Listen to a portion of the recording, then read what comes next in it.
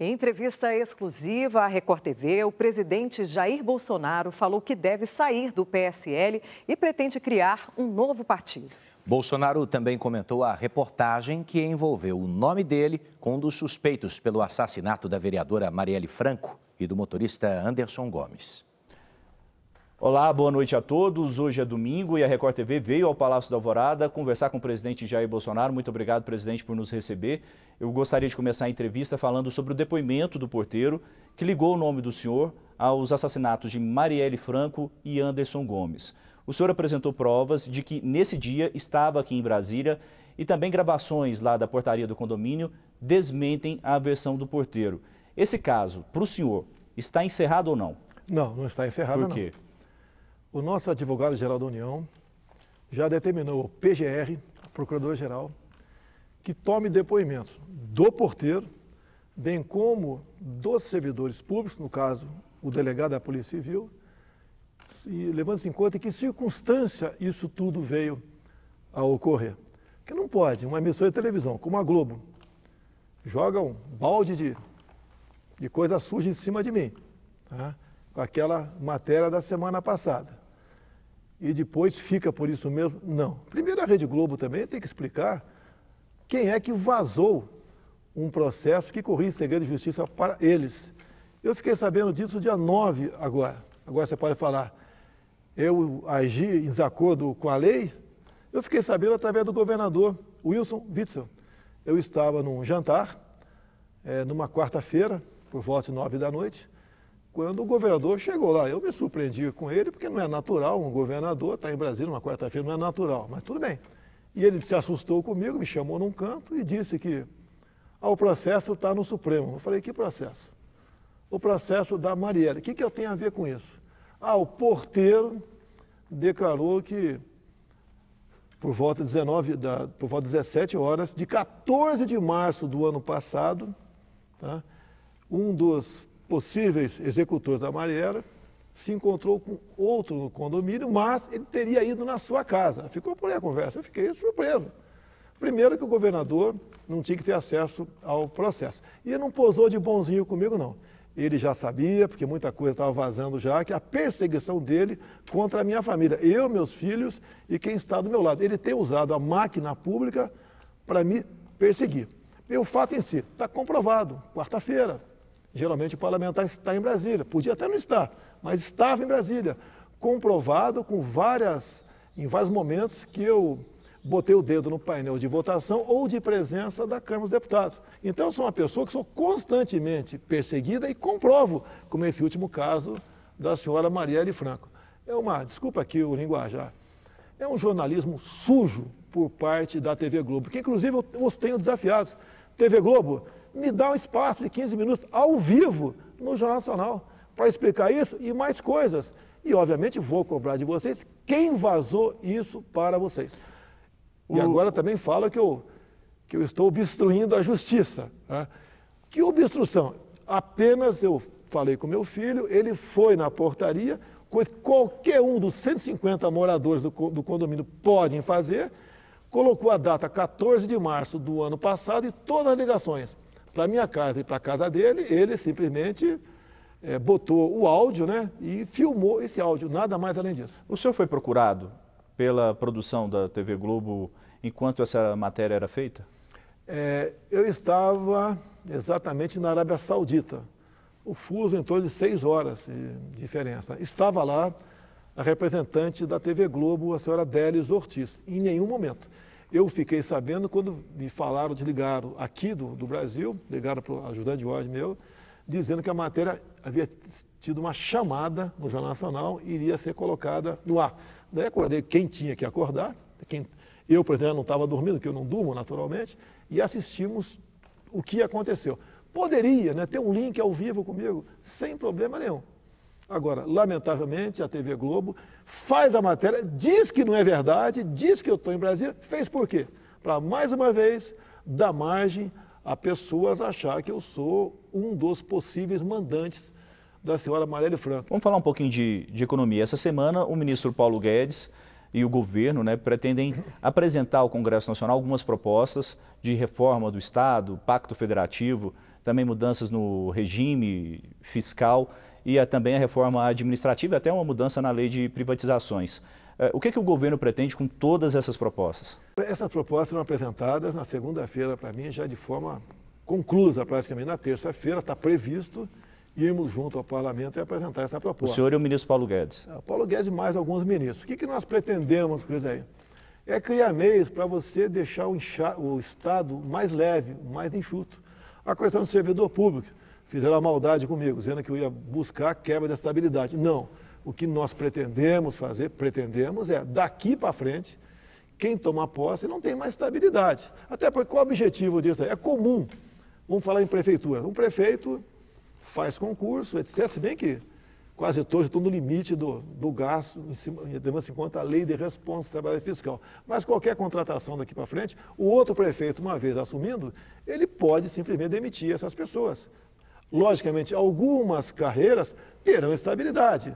Como veio um delegado da Polícia Federal conversar comigo essa semana, acolhi o seu posicionamento, a Polícia Federal, a Polícia Rodoviária Federal, entre algumas outras forças armadas, não terão essa estabilidade quebrada. Afinal de contas, você não pode formar um garoto na Academia Militar das Agulhas Negras por 4 anos para especificamente ser militar. O cara é forças especiais, é comandos, é paraquedista, simplesmente mandar embora. Você não pode fazer isso. Dentro da proposta se fala em desvinculação de receitas. E sempre que se fala disso, tem a preocupação de diminuir os recursos para a educação e para a saúde. Há algum risco disso acontecer, presidente? Olha, nós queremos, o que o governo quer, é deixar para o parlamento fazer isso. Ninguém vai diminuir. O global vai para o parlamento. E o parlamento pode decidir se vai dar mais ou menos para a saúde e educação, compensa um com o outro. Que por vezes você tem num determinado ministério, você é obrigado a gastar uma quantidade que não é necessário. Então a ideia é o parlamento que vai continuar gerindo para onde vão esses recursos. Ou seja, a responsabilidade integral pelo orçamento passa a ser da Câmara e do Senado. Nós, os executivos, estamos abrindo mão disso. Você quer coisa mais democrática do que isso? Estamos abrindo mão disso.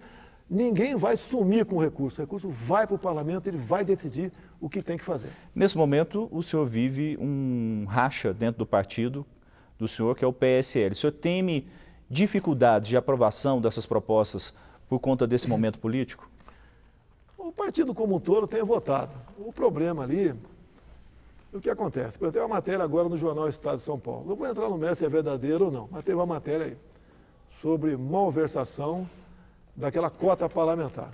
Do começo ao fim, está o nome presidente Jair Bolsonaro do PSL. Eu pago a conta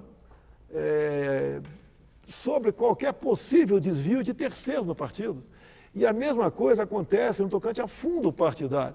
Se bem que a maioria dos estados sequer tem condições de receber fundo partidário, como São Paulo faz uma matéria mentirosa sobre Eduardo Bolsonaro. Ele usou o dinheiro do fundo partidário para pagar a sua passagem aérea por ocasião da sua lua de mel. É o tempo todo assim. Então, o que eu pretendo fazer?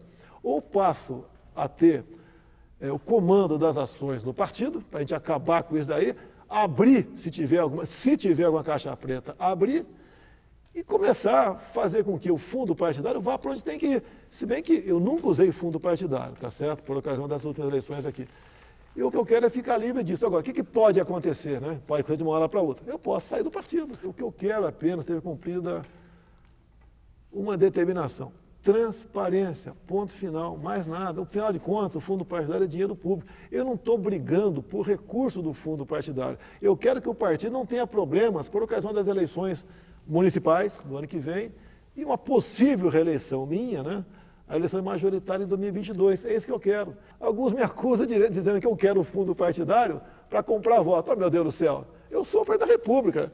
Cadê minha caneta? Essa caneta aqui tem um poder enorme, milhares de vezes mais forte que o fundo partidário. E não uso para buscar angariar apoios. Estamos fazendo um trabalho exatamente de acordo com o que prometemos durante a campanha do ano passado. De 0 a 100% para o senhor sair do PSL, qual que é a probabilidade?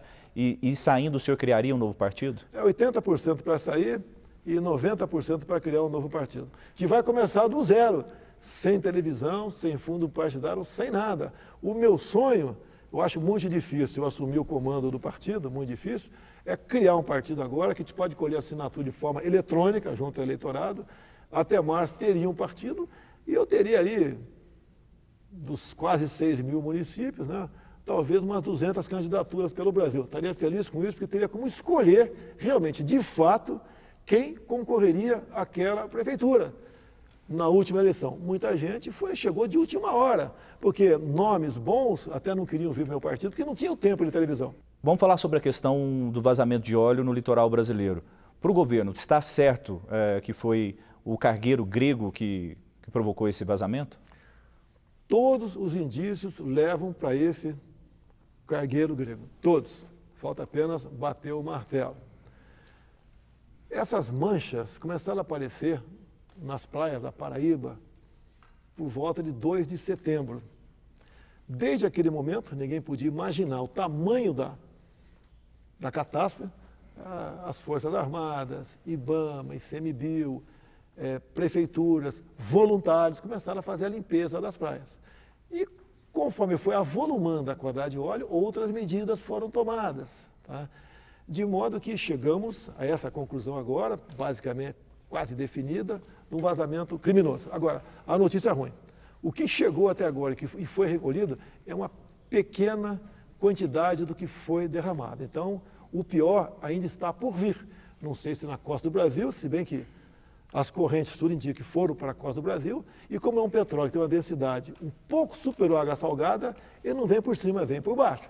Ele pode ter passado pelo Brasil e retornado para a costa africana e para outro local qualquer. Então nós temos um anúncio ainda de uma catástrofe muito maior que está por ocorrer por causa desse vazamento, que pelo que tudo parece foi criminoso. Agora vamos falar sobre uma declaração do deputado Eduardo Bolsonaro sobre a questão do AI-5, que é o mais conhecido dos atos institucionais do período da ditadura militar. Após essa declaração, o senhor conversou com o deputado? A gente sabe que ele veio aqui ao Palácio da Alvorada hoje, o senhor conversou com ele, como que foi? Eu te pergunto uma coisa, para que serve o artigo 53 da Constituição? Lá está escrito que os senadores e deputados são invioláveis, civil e penalmente, por quaisquer palavras, opiniões e votos. Ponto final. Agora, foi infeliz o garoto, puxei a orelha dele, porque falou AI-5, tivesse falado outra coisa qualquer, 10, mas o pessoal aproveita e tudo que a gente faz se potencializa. Digo, deixa bem claro, os meus filhos não me atrapalham. Sempre se fala que o problema são os filhos do senhor. Como o senhor vê esse tipo de... Muito pelo contrário, tem me ajudado muito, né, a identificar pessoas que não estão na nossa linha. Acontece, algumas onerações foram feitas no passado, trabalho que um ou outro faz, orienta, é nesse sentido. Ninguém vive dentro do Palácio dizendo o que eu tenho ou não que fazer. Dizem sim projetos, propostas e também quem está fora da curva. Quem está fora da curva mudou, o Brasil mudou. Até há pouco tempo era um país onde a família não existia, onde a ideologia de gênero era uma marca, tá certo? Onde a meritocracia também não existia, mudou. É um presidente agora que respeita o Estado laico, mas é cristão. É um presidente, um governo que respeita a família. Se alguém não estiver nessa linha, vai esperar no futuro o PT voltar e vai integrar esse gabinete no futuro, não no meu atual. Presidente, obrigado pela entrevista, boa noite. Boa noite.